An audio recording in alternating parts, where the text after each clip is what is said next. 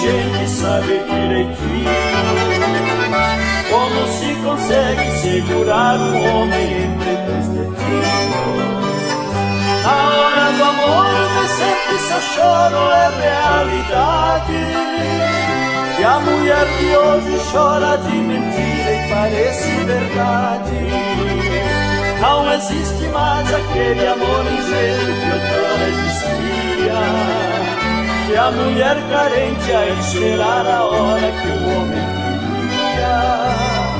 Na lei feminista a mulher governa foi vitoriosa, por isso é que hoje, cheia de razão, ela faz o homem cheio de paixão enfrentar espinhos se quiser a rosa. Mesmo assim me pego, lhe beijo, me entrego em nossos momentos. Ela grita e chora, mas não sei dizer se é de prazer ou só por fingimento.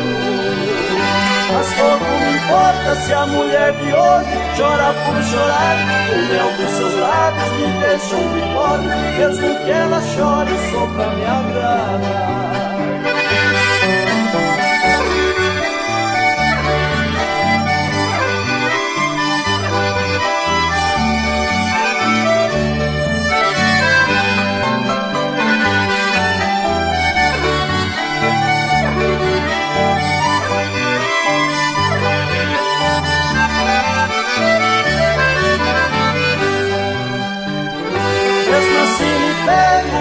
Me entrego em nossos momentos. Ela grita e chora, mas não sei dizer se é de prazer ou só por fingimento. Mas pouco me importa se a mulher de hoje chora por chorar. O mel dos seus lábios me deixam de pobre, mesmo que ela chore só pra me agradar.